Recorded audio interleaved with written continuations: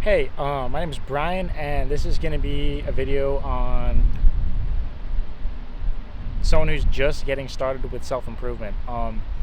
So I've been doing self-improvement for about 3 years now, and I want to share what I've learned throughout those 3 years. So for the first part, someone who's like starting out with self-improvement and you don't really know where to start, this is like a good video to like figure that out, or like answer some of your questions if you have any about starting out with self-improvement and where do you want to go with it. So I think the first thing with self-improvement that you have to like acknowledge is like what are the things that are like bad going on in your life, and that can consist of like alcohol, video game addiction, drugs, or a porn addiction. You know what I'm saying? Like, you have to acknowledge that there are things in your life that you want to get rid of, and you have to acknowledge that they exist, right? The things that you can improve upon, right?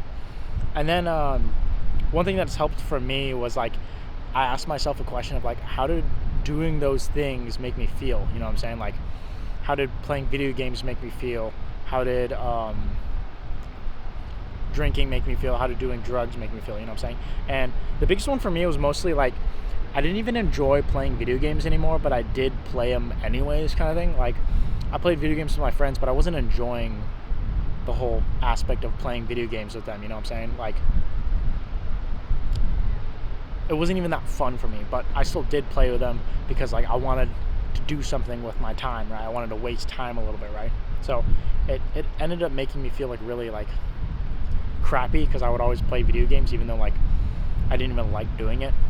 So yeah, number one thing to do is ask yourself like, how does it make you feel playing video games, right?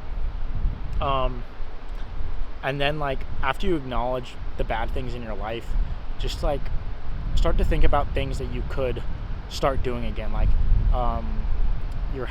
like start developing new habits or good habits, or things that you can replace that time with. For example, you can start reading books. Books that I started reading when I was in my first year of self-improvement was I read books by David Goggins. I read 41 I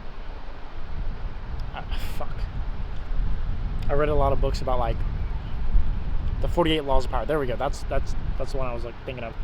I read books like that, self-improvement. The 4 Hour Work Week was a fun book to read. But yeah, I started reading books, started implementing that in my life. Let's see.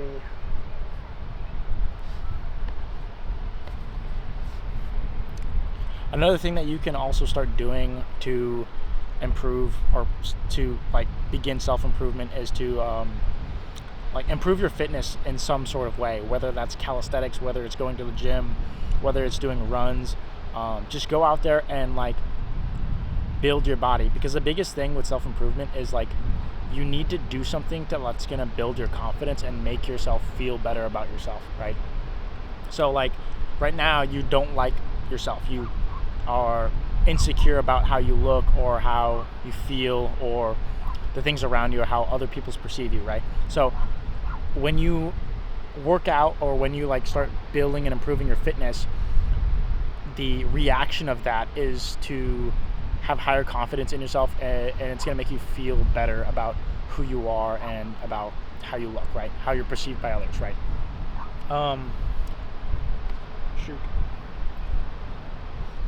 Another thing that I currently struggle with doing, but I know it's really good for me, is journaling. I need to do this more often. Basically, journaling every single day is going to allow you to recap what you did that day, what you could improve on, what you did good on, what you did good on and what you can improve on. And it's something that like I think is really beneficial. It's like kind of a way of meditating. And yeah, I think it's something that everyone should start doing, because what I'm doing right now is a way of journaling. You know what I'm saying? I'm like documenting my journey of like self-improvement by teaching other people how to get started with self-improvement. So this is like another way of journaling, just talking in front of the camera and telling you how I started my self-improvement journey. There's a guy watching me. There's another thing about like doing this is like this is so new to me that I've never really like vlogged out in public. And even though like I'm kind of secluded where I'm at, I'm really insecure about like walking through public and like having a camera and just talking to the camera, because I think it's cringe, but like that is something that I want to work on and eventually be really comfortable with. So yeah, moving on. The next good thing that you should do with self-improvement is to embrace spirituality. Whether it's like, honestly, it doesn't really matter what religion you choose. It's just like what allows you to live your life the way that you want to live your life, right? So like for me, I believe that Jesus is the Son of God, and I believe his virtues and his I believe what he stands for, right? It's just a way of like how you should think about life and how you should live it.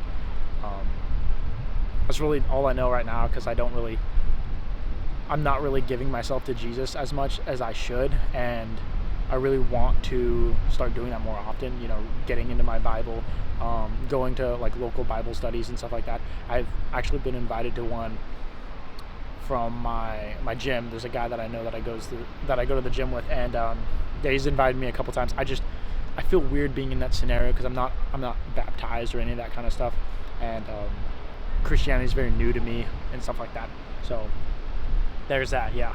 And then the next one, this is the big one that I am really good at doing, but I can improve on it, is like making a 1 to 4 year plan of what you should do or how your life should look in the next 1 to 4 years, right? It's basically a good expectation that you should make for yourself and then make it, kind of thing. So I'm really good at making the 1 year things, where I write out the things that I need to do in 1 year, and then I just do the stuff that I write down in that year.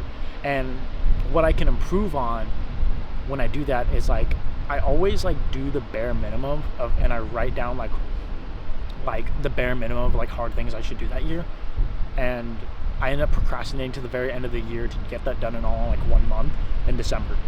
Now I want to like do them as fast as possible and then continue writing more goals, because I have more time to do it.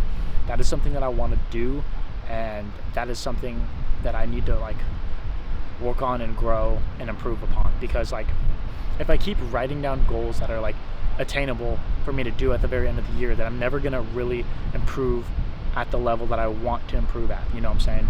Or I'm just not going to reach my full potential at the speed that I want to reach it at. So yeah, those are the tips for anyone who's a beginner or getting into self-improvement that I have for you. And I guess this is like kind of a quick start guide on getting into self-improvement. Thank you for watching. My name's Brian, and yeah, see ya. There's a dude watching me. What the crap?